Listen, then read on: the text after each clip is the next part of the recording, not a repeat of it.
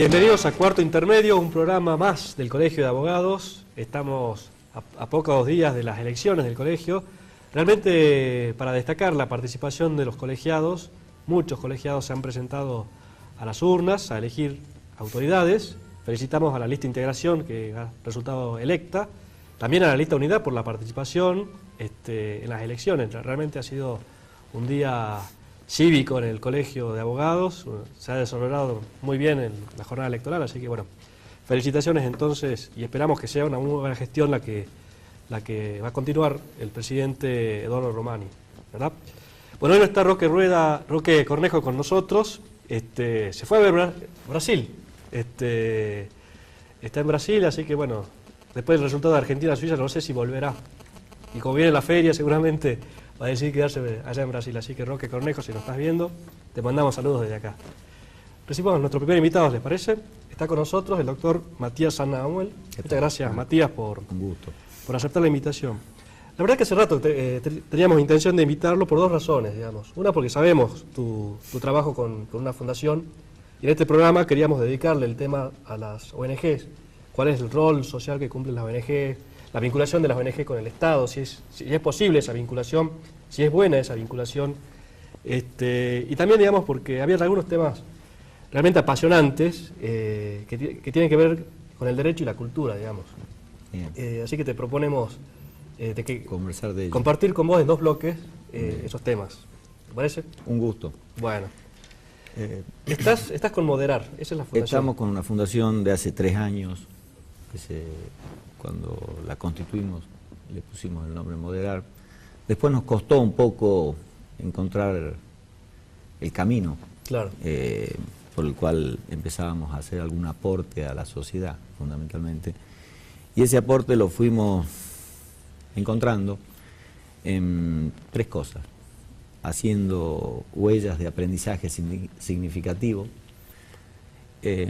sembrando semillas de equidad y explorando la relación del arte con el derecho. Los ejes de acción son los ejes de acción. El primero, con huellas de aprendizaje significativo, dado que el objeto de la fundación en su constitución es contribuir al mejoramiento de la justicia, entendida en forma amplia, sí, es que comenzamos enseñando en el propio Colegio de Abogados, merced a la gestión y a la apertura del doctor Romani, que nos abrió las puertas del colegio para poder hacer ese tipo de capacitación a los colegas recién recibidos. Esa fue una actividad que comenzó el año pasado con 14 charlas, una por mes, y consistió fundamentalmente en irle dando a los profesionales que en los temas que se les fueron planteando un expediente completo. Ya, entonces ese fue el primer camino ya recorrido. Se entregaron, no sé, 300 certificados más o menos el año pasado, una gran participación. Y que eso se hizo en forma voluntaria, sin mover fondos, claro, y cumpliendo ese objeto y ese objetivo de la fundación de dar al otro por ahí el conocimiento que uno tiene, la experiencia que uno tiene por estar un poco más adelante en el ejercicio. Uno sale de la facultad sin haber visto un expediente siquiera, digamos, ¿no? Totalmente, y la práctica... Y haber redactado una demanda y decir, bueno... Y la práctica no nos es dada en la profesión, en la universidad, sí, y la debemos adquirir muchas veces a los golpes, otras veces en los pasillos, otras veces comprando libros o tratando de buscar una sentencia. La segunda cuestión dentro del objeto que llevamos adelante, esto de sembrar semillas de equidad, pasa por la etapa en la que muchas veces uno en la vida va caminando y se da cuenta que hay una época de agradecer, de devolver. Y devolver a veces no cuesta tanto, porque es simplemente tener la voluntad de hacerlo y de coincidir en la actividad que uno sigue haciendo. Un claro ejemplo es la actividad que hizo Favaloro. O sea, mientras seguía ejerciendo su profesión, tenía una fundación que muchas enseñanzas nos dio, mucho se aprendió, mucho hizo. Sí. ¿Cuántos profesionales se han formado en esa fundación? Entonces, Son excelentes. Creo que ese punto es un punto concreto a tener como guía. La tercera cuestión para cerrar los objetivos que lleva la fundación está dada por explorar un tema un tanto novedoso, pero con mucha aplicación práctica, que es la relación del derecho con el arte. Se traduce en tres cuestiones. Cuando uno va a una audiencia oral, es una obra de teatro. Sí, y un poco más difícil que una obra de teatro, porque la obra de teatro se puede ensayar quién entra, quién sale, en qué lugar, pero la obra de teatro que se lleva adelante en un juicio, en una audiencia, hay que improvisarla. Sí. O sea, se puede ensayar alguna cuestión, pero no todos los roles, cómo va a funcionar el juez, el fiscal o el abogado de parte.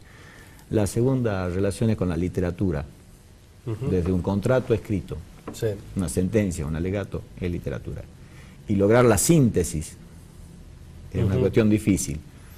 Para esto viene a cuento una frase de Blaise Pascal que dice: no tengo tiempo para escribir una carta breve, de modo que escribiré una larga. Lograr una síntesis requiere mucho más tiempo. Así es. Y para poder lograrlo, eso se hace de la mano de la literatura. La tercera relación es con la creatividad. Cuando tengo un caso complejo que abarca muchas áreas del derecho, muchas áreas para poder abordarlo y resolverlo, quien me lo va a resolver a ese caso es la otra ala del cerebro, que además de conocer el expediente, el asunto y la ley, lo que me lo va a resolver es la creatividad, con lo cual la creatividad viene de otro lado, viene de una samba, de la música, claro, de la arquitectura. Entonces, el explorar esa relación lleva a tener una mirada diferente sobre la solución a los problemas concretos que tenemos. Entonces, no es un tema teórico, es sumamente práctico. Sumamente práctico. El derecho no es una ciencia exacta, no es uno más uno no es dos. Digamos, ante un problema jurídico se abre un abanico de posibilidades y ahí es donde interviene la creatividad de decir, bueno, cuál es construir la mejor solución. Y a diario la creatividad es necesaria para poder enfocar todos los problemas que en nuestra Argentina todos los días son diferentes, sí, y para poder superarlos o encontrar soluciones a cada problema que se nos presenta, nuestro ingenio tiene que recurrir a mucha creatividad, porque en la ley no está todo solucionado. Exactamente, exactamente. Precisamente. De hecho, digamos, una misma cuestión, una vez que es planteada una demanda de manera distinta entre colegas, y las sentencias también, digamos, son distintas ante un mismo problema. Ante un mismo sin duda, y hasta la sentencia es un acto creativo también, o sea, puede serlo, en la medida que el juez se lo tome no como apartándose de la cuestión planteada, sino buscándole una solución que lo disuelva el problema, ¿no? Así es. Ese es un eje importante, por lo menos en el área del conflicto, ¿no? Así es. Hablábamos de la Fundación Moderar, de que uno de sus objetivos es el mejoramiento de la justicia en el sentido amplio de la palabra, pero te quería llevar al tema institucional, digamos, al Poder Judicial. Bien. ¿Cuáles son los problemas que visualizás vos que tiene el Poder Judicial? Porque hablamos de un Poder Judicial donde no es siempre fácil el acceso a la justicia, donde la justicia no llega siempre en tiempo oportuno. ¿Cuáles son las cuestiones que considerás que debieran reformarse? Y hay respuestas muy interesantes para ello, pero por tocar un tema, yo diría que un problema concreto está dado en la selección de los jueces. Yo, por lo menos, mi pretensión es que quiero jueces de 50 o 60 años para arriba. Es una cuestión que creo que es necesaria para resolver problemas. Claro, que haya tenido una experiencia de vida. Que tenga una experiencia de vida, que haya tenido una experiencia profesional privada o profesional en el propio ejercicio de la función judicial. La segunda cuestión, que no es encarada, está dada por que en los exámenes que se toman a las personas que van a formar parte del Poder Judicial, no se toman en cuenta, en general, cuestiones de gerenciamiento. un buen punto ese. Sí. El juzgado se gerencia, el Sí. conflicto se gerencia, y mientras uno gerencia el conflicto, tiene que saber delegar cuestiones, resolver las mayorías, y ese punto del gerenciamiento, hay un dato puntual, que está dado en que los jueces en general no destinan de las 8 de la mañana a 10, por dar una pauta, tiempo para atender a los justiciables, no a los abogados, Sí. a los justiciables, para conocerle la cara, y después, en función de eso, dar una solución en el momento en el que la tengan que dar. Si un juez, creo, que dedicara 2 horas de su despacho a atender a las personas a favor de quién va a dictar la sentencia, creo que disolvería muchos problemas y sería mucho más rápido y efectiva digamos, la solución. Eso es una cuestión de gerenciamiento, pero que a su vez está prevista en nuestro Código Procesal. No es una cuestión que haya que reformar nada, pero no lo hacen, y la sensación mía es una inseguridad en los propios personas que ejercen esta función. Entonces no se animan a encarar directamente a la persona que está en este conflicto, y que muchas veces al abogado en esa cuestión hay que dejarlo de lado. Yo, recibiendo a la persona a favor o en contra de la cual después se dicta una sentencia, es mucho más concreta y posible la solución, y ahí hay un problema concreto, puntual. La otra cuestión del acceso con el que el sistema podría mejorar dentro de esta cuestión de gerenciamiento está dado en cómo se mejora la calidad institucional en la trazabilidad del tiempo de un expediente. Es lo mismo que pasa en la ISO 9001, cuando uno la pretende aplicar en una empresa, Sí, se aplica exactamente en el juzgado, y sé que la Escuela de la Magistratura lo está haciendo a ese estudio, pero todavía no está bajando porque falta todavía mucha cooperación de los operadores jurídicos. Y los operadores jurídicos son 2 lados del mostrador. Así es. Los abogados o contadores o profesionales que ejercen de un lado y los que están del otro. Y otra cuestión es el tema de la extensión horaria, digamos. En Tucumán, por ejemplo, tenemos el ejemplo del Poder Judicial tucumano, que trabaja desde las 7 de la mañana hasta las 16 horas en atención al público, y trabaja hasta las 7 de la tarde, con 2 turnos. Y acá tenemos todavía una justicia organizada para una Salta del siglo XIX. Ese es un tema también a tocar, ¿no? La necesidad de que se trabaje mañana y tarde. Nosotros vamos al primer corte de Matías. Bien. Hablaste de cultura y derecho. Quisiéramos hablar de ese tema en el segundo corte. ¿Cómo no? Bien, y Va a ser vamos a un usar gusto. a López Pereira como eje para ¿Cómo no? hablar de cultura y derecho. Nosotros vamos al primer corte. Les recuerdo nuestra vía de comunicación: 155-928-253, nuestra cuenta de Twitter, @cuartoint, o bien en Facebook, Cuarto Intermedio. Seguimos acá en Canal 2.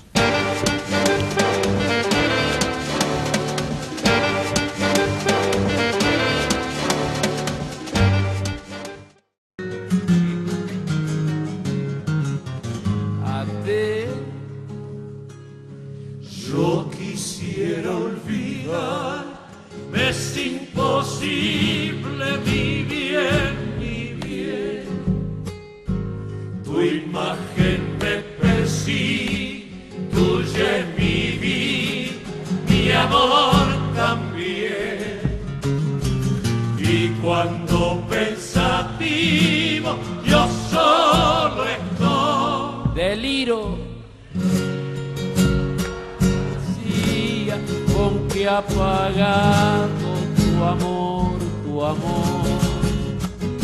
deliro con la falsía. Seguimos en Cuarto Intermedio y arrancamos escuchando esta samba, la López Pereira, un himno de los salteños, podemos decir, ¿no? El himno no oficial de los salteños, una samba muy querida. Esta samba tiene una particularidad, que siendo abogados, es curioso de que como abogados no sepamos un largo juicio que se inició en el año 1950 y terminó en el año 1978. Para la autoría de esta samba. Por la autoría. Entonces, esta... También hay que decir, disculpame Matías, que López Pereira era abogado, digamos, Sí. y Artidoro Crescés la dedica a Exacto, su abogado López Pereira. El origen de esta letra, en cuanto a la letra, después podemos hablar de la música, el origen de la letra está dada en una historia donde el doctor Carlos López Pereira, en una ocasión le toca defenderlo penalmente a Artidorio Creseri, y cuando lo defiende de una causal de un homicidio, invoca, estamos hablando en 1890, invoca como causal de defensa la emoción violenta. Todo un creativo, porque hablar de emoción violenta en esa época era todo un hablabas de hecho. creatividad. Exacto. Entonces él, recurriendo a esta causal de defensa, logra el sobreseimiento.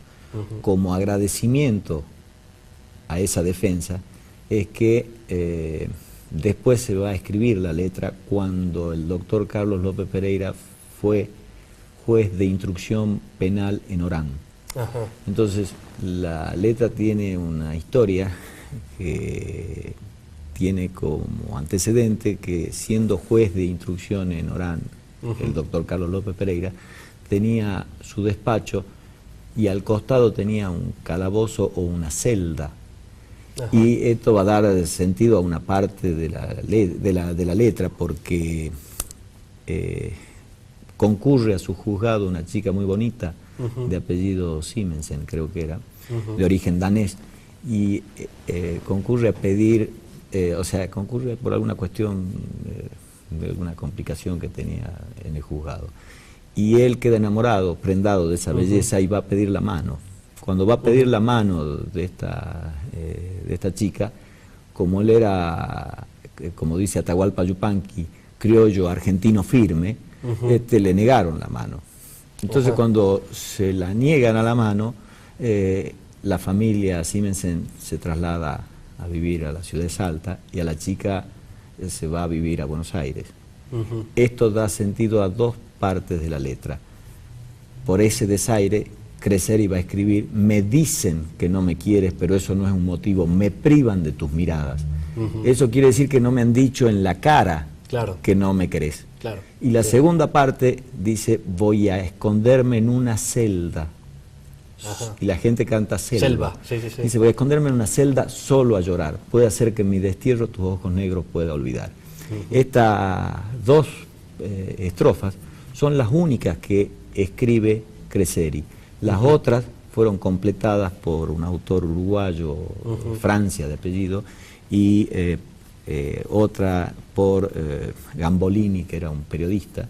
Y esto da un antecedente interesante de la letra, que después va a tener mucha significación en la determinación de la autoría, porque el primer nombre de la López Pereira se llama Chilena, dedicada al doctor Carlos López Pereira.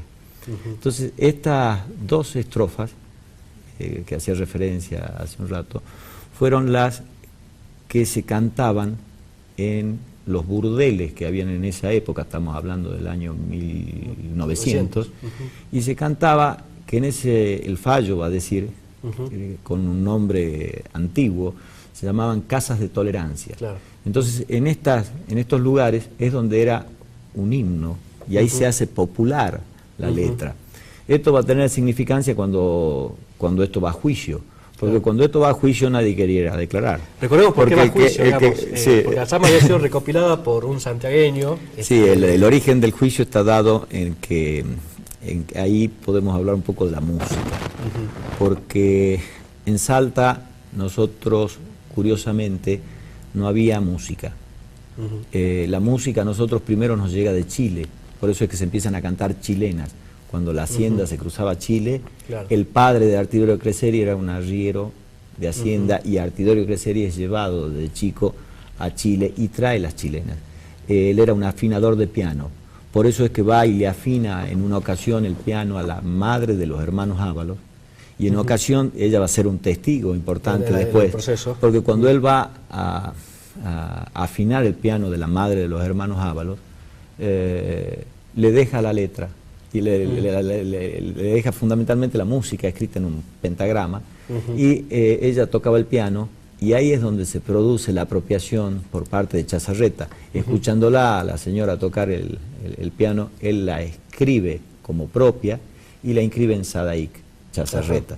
A partir de ahí él la hace popular, tan popular llega a ser entre los años 1900 y 1930 que en el ámbito del tango, un autor como Rosquel escribe un tango que se llama Capitán Polonio, que era un barco, en 1910. Y en 1928 Carlos Gardel la canta en una versión que se llama El sapo y la comadreja, como si fueran las fábulas de Esopo. Entonces, ahí no hubo problema porque el tema fue con el tango. En 1950, cuando se inicia la primera presentación por parte del Creseri en contra de Chazarreta en sede administrativa, en el marco de un proceso que se inicia en Sadaic, recién ahí es que se le pide a Chazarreta que reconozca la autoría, y él estaba facturando derecho de autor con esto, y llevaba varios años.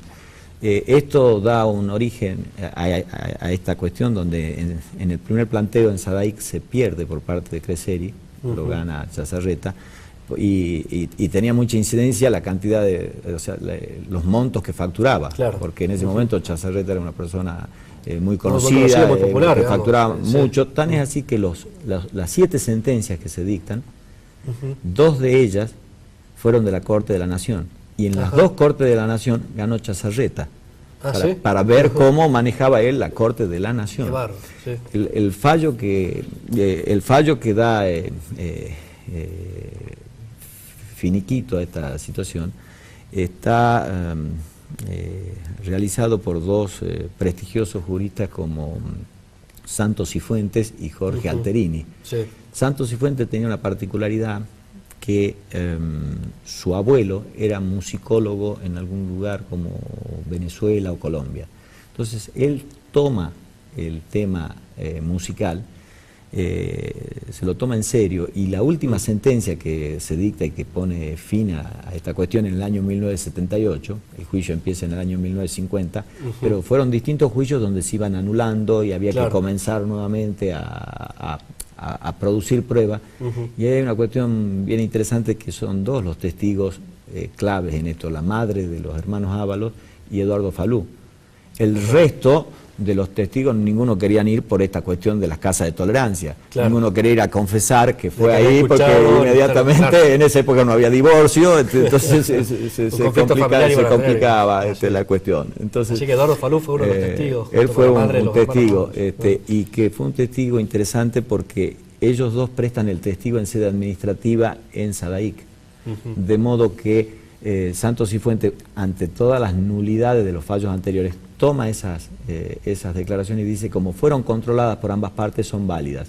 Por eso ahí hay una cuestión de derecho administrativo muy interesante, y yo lo que estoy haciendo en el estudio de este tema es, estamos escribiendo un libro de coautoría de distintas colaboradores, de gente que está en la justicia y gente que estamos en la parte particular, y la idea es poder dar algunas charlas, no solamente a los abogados que ejercemos la profesión, sino también a los que están en la justicia, porque si ustedes miran en la corte nomás, tengo 4 personas que me tocan la guitarra. Abel Cornejo, Guillermo Feliz Díaz, el doctor Sansón y el doctor Posada. Entonces, entonces es una cuestión donde lo que hablábamos en el bloque anterior de la Fundación Moderar, tratando de conectar el arte con el derecho, está siempre conectado. Y creo que el estudio procesal de todo esto que ha ocurrido nos sirve para aprender cuestiones procesales, pero también hacerlo a la luz de una rica historia como la letra esta, que a su vez hay un dato, no es samba. Y no es samba porque tiene 8 compases y no 12. Y si reparan en otra cuestión, no tiene estribillo. Entonces, el eje de esto es que es una chilena. Entonces, y la chilena está emparentada con la tonada. Son 2 temas que no se bailan, porque son 2 temas tristes. Y esto obviamente también tiene una historia adentro también. Bueno, la verdad es que excelente. La reseña en los pocos minutos que nos ha hecho, digamos, de hablar de la historia de nuestro canto, la historia del folclore, relacionarlo con el derecho. La verdad que, bueno, esperemos que salga a la luz ese libro pronto. Va a salir, y va a salir cantado también, con lo cual creo que va a ser un aporte para que nos va a enriquecer a todos, porque creo que conocer un poco ese himno y saber, por lo menos, tanto al sector de la cultura como a nosotros que nos toca llevar esta profesión, es algo que no podemos desconocer. Así es, Matías, te comprometo para un próximo programa.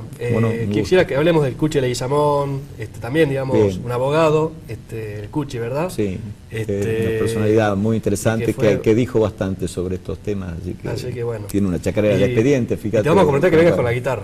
¿Cómo no? ¿Es posible? También, bueno, también. Vamos a seguir con Matías Arboleda en los próximos programas. Nosotros un gusto. Vamos a un nuevo corte, seguimos aquí en Cuarto Intermedio.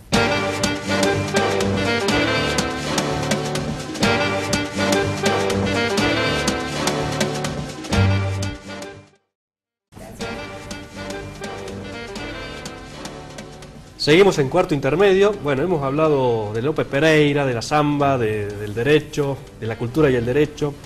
Y bueno, hay un tema que queríamos tocar también, necesariamente debemos tocar, que es el tema de la violencia familiar, del caso Vanina Alderete, porque se cumplen 10 años del caso, digamos, un hecho que en el 2004 sacudió a toda la sociedad salteña, una familia que ha quedado destrozada, digamos, por un episodio de violencia familiar extrema. El caso fue llevado a la justicia porque Vanina Alderete reclamaba los daños y perjuicios por la negligencia en la que había actuado el Estado, porque la policía no llegó a tiempo, porque la justicia no llegó a tiempo en brindar protección a la víctima de la violencia familiar. Y por eso hemos convocado al doctor Rubén Oscar Juárez, que ha acompañado a la familia desde el primer momento, así en es, estos reclamos. Doctor.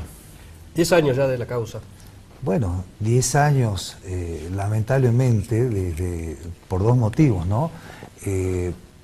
Por el momento, digamos, donde ocurrió el hecho, y lamentablemente 10 años de transitar esta criatura en ese momento de 10 años, 11 años, por los pasillos de tribunales en una lucha desigual, ¿no? Con el poder del Estado provincial, ¿no? Y digo desigual porque nos imaginemos una chiquita que vivía en un asentamiento donde obviamente de más está decir en las condiciones de precariedad que lo hacía junto a su familia, y que bueno, luego de haber denunciado a su madre en 5 oportunidades que su padre y su esposo la iban a matar, bueno, nunca fue escuchada por la policía, ¿no? Por el Estado provincial, y bueno, justamente... Y ese hecho ha quedado probado en la justicia, digamos, sí, totalmente. en los distintos... Sí, totalmente. En esto, es un tema que no se discute, de que hubo negligencia. Bueno, lamentablemente tuvimos que discutirlo en las distintas instancias en las que tuvimos que transitar con esta niña, ¿no? Hoy ya una joven de 21 años, y reitero, ¿no? Durante 10 años litigando de una manera desigual, con un Estado totalmente ausente, ¿no? Y prueba de ello es que esa ausencia hizo que su padre esté privado de libertad de por vida prácticamente, su madre y sus hermanos muertos, y ellos, bueno, con heridas en el alma, ¿no? Que seguramente no van a cicatrizar nunca más. Así que, bueno. ¿Cómo está la causa en este momento? Bueno, la causa en este preciso momento, haciendo un breve raconto de todo lo que nos tocó transitar procesalmente, en primera instancia, en un fallo muy valiente, la doctora Mónica Faber hizo lugar a la pretensión de mi parte en orden a condenar al Estado, ¿no?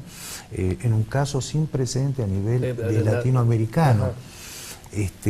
Así que, bueno, en su momento se hizo lugar a la demanda. Condenó al Estado a indemnizar. Con una suma cercana al $1.000.000 de pesos. Sí, un poco más de $1.000.000 de pesos, que por otra parte, eso es solo de carácter anecdótico, porque evidentemente esa suma jamás se le va a devolver a su familia, ¿no? Esta chiquita quedó sola de por vida, sin su núcleo familiar primario, de manera tal que, reitero, esa suma es totalmente anecdótica. Ante esa condena al Estado provincial, el Estado interpuso un recurso de casación donde, la Corte de Justicia, motu propio, la Corte de Justicia de la provincia de Salta, motu propio, es decir, sin que hubiera ese motivo de apelación, redujo el monto indemnizatorio a la suma de $700.000 porque, bueno, estimaron que era prudente para resarcir en carácter de daño moral la pérdida de su familia, esta chiquita. Sí. Lo que motivó que mi parte interpusiera un recurso ante Extraordinario Federal, el que fue denegado, y posteriormente un recurso de queja ante la Corte Suprema de Justicia de la Nación, en donde actualmente está radicado, y entiendo que por estos días va a haber una resolución que entiendo va a ser confirmatorio del fallo de primera instancia. ¿El Estado también recurrió ante la Corte Suprema de Justicia de la Nación? Sí, yendo contra sus propios actos, evidenciando quizás un desprecio tal vez por esta chica, ¿no? En orden a las manifestaciones que sostiene que defiende los derechos del niño, de la familia y demás, bueno, despreciando esa teoría de los propios actos. Cuando se emitió el fallo de primera instancia, sostuvo que una vez que Casación confirmara el fallo o no, iban a acatar lo que este fallo decía. Bueno, contrariando sus dichos, bueno, finalmente interpuso también un recurso de queja ante la Corte de Justicia, que espero sea rechazado, obviamente, ¿no? Porque cuestionan... No, ya directamente ya no cuestionan el tema del monto, que esa era la cuestión medular, sino que ya directamente cuestionan la irresponsabilidad en la comisión de estos hechos, ¿no? Digamos, la verdad realmente es increíble que el Estado, qué sé yo, que lo vemos gastando en una noche, en un festival, por ejemplo, 1,5 millones de pesos. Digamos, sí, en verdad... no haya atendido con... En verdad, la sensibilidad con la que debía haber atendido este caso, ¿verdad? En verdad, y sin estar en contra de la cultura, de la cual me considero parte, que hablaba recién el colega, me parece totalmente incomprensible que un Estado que dice estar en emergencia económica hace 10 años, algo que es totalmente inconstitucional y que será planteado oportunamente, por una parte, niegue una indemnización bajo el pretexto de que no tiene los fondos para hacer frente a esta sentencia, y por otra parte, en 15 o 20 minutos de actuaciones de artistas a los cuales no, obviamente no quito mérito alguno, claro, pero en una hora y media se paga 300.000 pesos, es decir, y en festivales como los que han habido hasta hace unos días atrás, 6 millones de pesos. Entonces, en verdad, yo creo que tendrían que replantearse esta cuestión, ¿no? Y, digamos, empezar a cumplir lo que proclaman a todas voces, ¿no? Y sobre todo los tratados internacionales, como por ejemplo la Convención de Belém do Pará, donde esa convención sostiene que debe eliminarse y el Estado ser partícipe a título de colaborador para que se elimine toda forma de discriminación y violencia contra la mujer, que contra esta chiquita se ejerció más que nada una violencia de carácter institucional que obviamente será motivo de otro planteo, ¿no? Oportunamente. Ojalá que la Corte Suprema de Justicia de la Nación entonces ponga orden en el asunto, ponga las cosas en su lugar. Eso es lo que esperamos. El caso Marina Alderete ha impactado también, digamos, en la cuestión de la organización de la justicia, ha puesto a la luz la necesidad de reformar la legislación que teníamos hasta entonces vigente, ¿verdad? ¿Se ha mejorado en ese aspecto? Bueno, desde mi punto de vista, únicamente las reformas que hubieron, tengamos presente que la ley 7202, al momento de la comisión de estos hechos ya estaba vigente, de manera tal que luego, en una suerte de puesta llevaba 2 años de vigencia. 2 años de vigencia, doctor.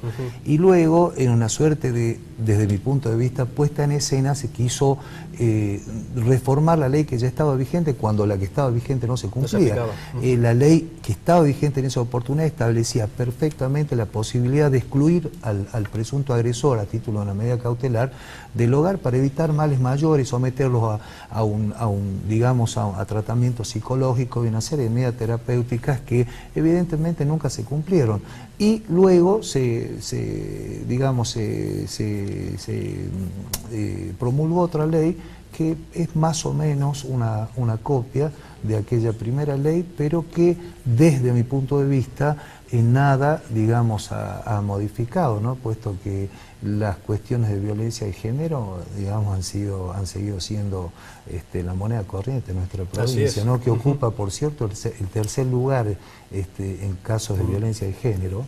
Un ranking que nos llena de vergüenza, ¿verdad? Y sí, verdaderamente es algo de lo cual no tenemos que, digamos, sentirnos orgullosos, ¿no? Pero este caso también ha servido para sentar un precedente bastante importante y sobre todo tengo entendido que ha sido como motivo también de la modificación y la incorporación hace 2 años atrás, de la incorporación de la figura del femicidio, ¿no?, en el Código Penal. Así que lamentablemente a esta chiquita y a su familia tenemos que deberle aquello que espero sea un avance para prevenir todas estas conductas en contra de la mujer, ¿no? Así es. Doctor Rubén Juárez, muchísimas gracias por su presencia acá en Cuarto Intermedio. Bueno, gracias por haberme invitado. Y esperemos, que tengamos una pronta respuesta de la Corte Suprema. Esperemos y que sea favorable. Que sea favorable. Gracias, doctor. Seguimos nosotros en Cuarto Intermedio. Vamos a un nuevo corte.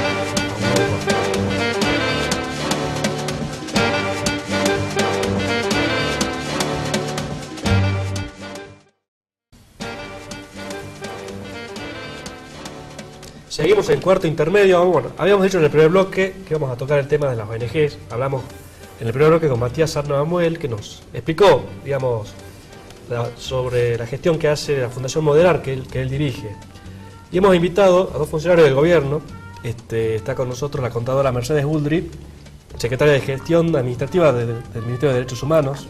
¿Qué tal, contadora? ¿Qué tal? Buenas noches. Muchas gracias por venir. Y está también con nosotros el ingeniero Juan Guzmán Sieri, subsecretario de Relaciones con la Comunidad del Ministerio de Gobierno. ¿Cómo estás, Gonzalo? Muchas gracias. Lo hemos convocado porque están trabajando en unas jornadas de capacitación destinadas al tercer sector, ¿verdad? ¿Es así? Así es, Gonzalo. Iniciamos el día 14, lunes 14, el lanzamiento en el Centro Cívico del Gran Bur, donde va el gobernador junto con el Ministerio de Gobierno, el Ministro de Gobierno, la Ministra de Derechos Humanos. Va a ser el lanzamiento de las capacitaciones del tercer sector, el año pasado con una continuación de lo que fue el año 2013, que juntamente la hicimos el Ministerio de Derechos Humanos con la Escuela de Administración Pública, y en este año sumando a un organismo sumamente importante que es el Ministerio de Gobierno para lograr ampliar estas capacitaciones, y la iniciamos el día viernes 18 hasta fin de año con 4 módulos que se dictarán en Copaipa los días viernes a la tarde de 14 a 18 y los sábados de 9 a 13 horas. ¿A quién está destinado? Evidentemente a ONG, a quienes forman parte de las ONGs. ¿Cuáles son los requisitos que tienen que tener para participar de...? El ciclo de capacitación está destinado a cualquier organización de la sociedad civil. La idea es justamente, a través del trabajo que recién mencionaba la contadora Uldrich, que se hizo el año pasado y que vamos a profundizar este año y que se viene llevando adelante, profesionalizar cualquier organización que quiera seguir trabajando en su visión, en su objeto social.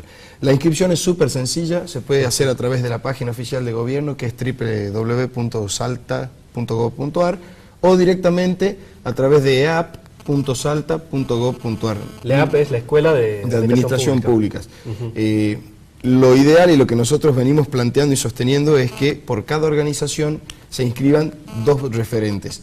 Alguien de la dirección de la organización y alguien del equipo técnico, porque ese es el sentido de la capacitación. Justamente está planteado, como decía la contadora, en 4 módulos para que sea un ciclo completo y profesionalizante, y no una capacitación específica en un tema puntual, sino en todo lo que es la necesidad cotidiana del trabajo de las organizaciones de la sociedad civil. ¿Tiene algún costo esta capacitación? ¿Son 6 meses? No, es sin costo alguno, sin costo alguno. La verdad que tanto todos los profesionales que van a dictar las horas cátedra, es gente muy reconocida. Son 4 módulos que son independientes, es decir, que algunas organizaciones del tercer sector que no puedan realizar los 4, de acuerdo, digamos, a la temática de cada uno, pueden inscribirse indistintamente en ellos. Tenemos muchísimas expectativas de superar lo que fue el año 2013. ¿Cuántas participaron en el año pasado? En el año pasado participaron 35 ONG, hasta la semana pasada ya teníamos inscriptas 45. O sea que tenemos, la verdad, que muchas expectativas de que pueda desbordar y continuar año a año con estas capacitaciones. Así es. ¿Cuál es el rol que cumple las ONG en la sociedad hoy por hoy? Y el Estado, ¿y cómo es la relación del Estado con las ONG? ¿Es conflictiva? ¿Es posible dar respuesta a la sociedad, trabajando de manera conjunta el tercer sector con el Estado? ¿Cómo es la experiencia que...? Yo creo que es posible y que es necesario, en definitiva. La primera relación que existe entre las organizaciones del tercer sector y el Estado es la Dirección de Inspección de Personería Jurídica. Es esa dirección que depende en la provincia de Salta, el Ministerio de Gobierno, quien te entrega la personería jurídica, quien te constituye como una persona jurídica. La relación del Estado con las ONG no solamente que es posible, sino que es necesaria. Inclusive no solamente con el Estado, sino también con el sector privado. Se usa muchísimo, no en Salta solamente, sino en la Argentina, en todo el mundo. Hay muchísimos abordajes que se pueden hacer, y en esto la contadora pertenece a un ministerio que trabaja muy fuerte en esto. Se pueden hacer a través de fundaciones y organizaciones que en definitiva no solo cuentan con ese beneficio, sino que cuentan con esa obligación. La organización al momento de constituirse tiene un objeto social, tiene una idea y una visión institucional. Entonces, a través del Estado y en trabajo conjunto, tenemos que colaborar para que ese objeto social, que esa visión de la fundación se cumpla, porque en definitiva, a través de esa creación y de esa fundación existe una necesidad. Así es. Ese es el sentido por el cual debe funcionar y se debe crear la organización. Ese es el sentido y el alma mater, y en esto el Estado debe acompañar y debe regular para que ese rol, esa necesidad se cubra y se pueda trabajar lo más transparente posible, ¿no? Efectivamente. Bueno, uno, digamos, ve la realidad también, hay muchas ONGs, fundaciones que en definitiva son sellos de goma, digamos, que no tienen vida, han obtenido su personalidad jurídica, pero no tienen sede, no realizan un trabajo visible. ¿Esa situación se da en Salta? Sí, a nosotros... Depuran, digamos... Nosotros tenemos, Gonzalo, en el Ministerio de Derechos Humanos, un departamento exclusivamente que se llama Departamento de Gestión de Organizaciones No Gubernamentales. Este departamento nosotros tenemos un instrumento legal, que es la famosa Resolución 302. Toda ONG que quiera una ayuda económica a través de nuestro ministerio tiene que tener su legajo en esta oficina y cumplir con esos requisitos. Esos requisitos son mínimos. La personería jurídica, como decía acá el licenciado, que le otorga personería jurídica, el balance al día, los estatutos, las actas constitutivas, las inscripciones y excepciones a través de los órganos de fiscalizadores como AFIP, como rentas. Nosotros a través de la creación de este departamento hemos detectado muchísimas ONGs también que por ahí te piden una ayuda económica para cierto objeto o a cierta actividad y no coincide con su objeto social, claro, que dicta, digamos, que está aprobado por el instrumento legal. A través de esto nos dimos cuenta que muchísimas no lograron tener su legajo al día, y también a través de esto de que muchísimas, como ser nosotros trabajamos mucho con centros de jubilados de toda la provincia que hacen capacitaciones a los abuelos, adultos mayores, pero no tienen el personal técnico, que es uno de los módulos que también vamos a dictar ahora, que es toda la parte contable y legal. Y la ministra de Derechos Humanos, la contadora Marianela Cancino, el día 2 de junio, que fue el día del profesional de Ciencias Económicas, firmó un convenio con el Consejo de Ciencias Económicas por el cual el Consejo nos da contadores para que regularicen la situación de esas ONG que nosotros son herramienta fundamental para el Estado, para subsanar necesidades y bajarla a través de ellas, pero mantenerlas al día. Efectivamente, regularizarlas. Exactamente, así es, Gonzalo. Le propongo un corte, pero la pregunta que va a quedar pendiente es el tema del financiamiento de las ONG, digamos. Hay muchas ONG que viven exclusivamente del Estado, eso es bueno. ¿Cómo es posible, cómo lograr, digamos, que una ONG sea autosustentable? Si eso va a ser un aspecto que se va a tocar en el curso de capacitación que se va a dar. Correcto. Vamos a un breve corte y seguimos aquí en Cuarto Intermedio.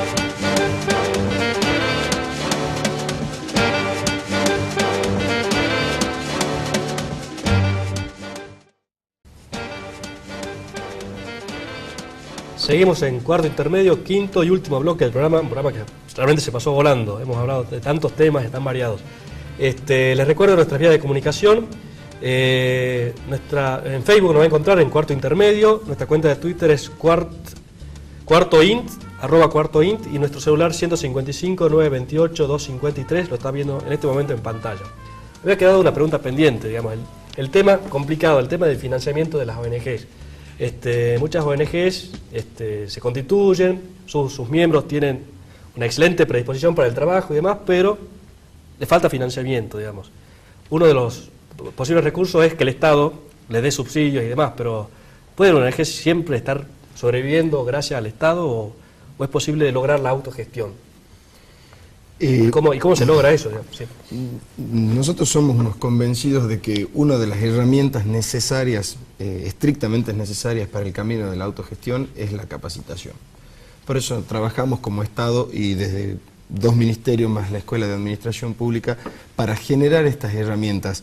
En ningún sentido una organización puede depender de un paternalismo, no necesariamente del Estado, de una empresa privada, sino que tiene que generar sus propios recursos para generar sus propias obligaciones y responsabilidades. Si nosotros consideramos que la visión de una organización depende de 3 ejes puntuales y súper sencillos, esos 3 ejes serían la idea por la cual se crea una fundación, el equipo de trabajo, que es quienes la creamos, y el tercer eje serían los recursos. Sí. Si esos 3 ejes no están alineados, que son los que forman mi visión como organización de la sociedad civil, evidentemente los recursos siempre van a ser insuficientes y siempre van a estar mal aplicados, o siempre vamos a estar necesitando generar nuevos financiamientos bajo la lógica paternalista, porque yo como fundación no estoy manejando las herramientas que me permita optimizar estos ejes y hacer efectivo mi trabajo. Yo creo que es posible, y de hecho es la tendencia mundial a través de lo que es la economía social y todos sus principios, sumado a los principios de transparencia y demás. Creo que es el camino y queremos nosotros desde el Estado provincial apoyarlo y trabajar sobre las herramientas necesarias para encarar el camino de la buena gestión, ¿no? Sí, hablamos de recursos económicos, también hablar de recursos humanos, digamos. La ONG necesita de personas que estén dispuestas a trabajar. En Salta hay conciencia de las bonanzas, de la necesidad del voluntariado social. Los jóvenes o los no tan jóvenes se acercan a las fundaciones para decir, bueno, yo quiero aportar, yo soy contador, puedo trabajar en los balances de manera a través de un voluntariado o realizar distintas gestiones. ¿Cómo lo ven en realidad, digamos? Yo creo que, Gonzalo, que recién, digamos, ahora, como que está en auge el tema de responsabilidad social. Empresarial, y todo el tema de que tiene que ver el de involucrarse uno, tanto como ser humano como profesional, a ver qué es lo que hace falta a la sociedad y poder aportar un granito de arena. Creo que cuando surgió el tema de la ley del voluntariado social, hubo un poco de distorsión y la gente por ahí no entendía lo que significaba. Creo que hoy, como dice acá el licenciado, con la capacitación y con la toma de conciencia diaria y un cambio cultural, la gente se va haciendo carne y logrando entender lo mucho que significa ayudar a través de esto. Sí. ¿Qué significa para el voluntario, el que se ofrece como voluntario en una sociedad? ¿Qué beneficio obtiene? Porque beneficio económico no va a obtener. No, pero los beneficios, desde el momento en que uno toma la decisión de ser voluntario, no está buscando beneficios económicos, sino que está buscando un beneficio que supera eso. Existen numerosísimos lugares del mundo donde, además de lo que es la responsabilidad social empresaria que decía recién la contadora, se trabaja, por ejemplo, desde la universidad con responsabilidad social universitaria. ¿Cómo podemos nosotros, a través del voluntariado, unir con prácticas de formaciones profesionales que nos permita el día de mañana, al momento de salir de la universidad a cumplir nuestro rol como profesional, tener cierta formación ciudadana, conocer cómo puedo aportar yo desde el voluntariado, desde un asesoramiento, y no necesariamente dentro de una organización, sino bajo cualquier forma de voluntariado, aportar y contribuir y devolver a la comunidad, en definitiva, lo que yo he aprendido y los conocimientos que he adquirido. Después, lo que es el desarrollo profesional y lo que es el desarrollo monetario pasa por otro lado. El voluntariado, como lo dice su nombre, parte de mi propia decisión de hacer algo en retribución a la sociedad. Claramente, el comienzo de todo es no buscar una retribución económica. Existen en Salta muchísimos casos de voluntariado y se da mucho y es muy positivo en caso de gente joven, estudiantes, chicos que se quieren formar y que lo toman con esta lógica. Lo toman como un proceso de aprendizaje a través de un aprendizaje también gratuito. Efectivamente. Recordemos entonces, el curso de capacitación empieza el el día 18 de julio. Gonzalo, sí. Son varios módulos. Cuatro módulos. ¿Qué se va a tocar en cada uno de los módulos? Para que la ONG que nos esté viendo vea si le interesa o no. En el primer módulo se toca todo lo que hablamos, los aspectos legales, técnicos, para tener en cuenta en todas las organizaciones del tercer sector. Desde cómo se constituye una ONG, que puede ser a través de la figura de la fundación, de la asociación civil, etc. Exactamente. El segundo módulo hablamos de comunicación interna y externa. El tercer módulo, proyectos. Y el cuarto módulo ya hablamos de captación de fondos. Exacto, de captación de fondos y de recursos humanos también. Bien, bueno, invitamos entonces a todas las ONG que quieran sumarse. La capacitación es gratuita, se va a extender durante 6 meses. Es una buena oportunidad para aquellos que están trabajando de una ONG, digamos, de profesionalizarse, de lograr una gestión eficiente, eficaz y, bueno, lograr los propósitos, ¿verdad? Que uno se propone cuando organiza una fundación, que es ayudar al otro. Así es. Nosotros... ¿A dónde se inscriben? Buena pregunta. Sí, recordemos, ya lo dijeron, pero... Se inscriben en la página, a través de la página web del gobierno, www.salta.gov.ar, o a través de la página de la Escuela de Administración Pública. Así es. Bueno, la invitación está hecha entonces. Bueno, muchísimas gracias Mercedes Budri, muchas gracias Juan Martín Guzmán Sieri. Nosotros hemos llegado al final del programa. Muchísimas gracias a ustedes. Nos encontramos el próximo viernes a las 3 de la tarde aquí en Cuarto Internet. Muchas gracias.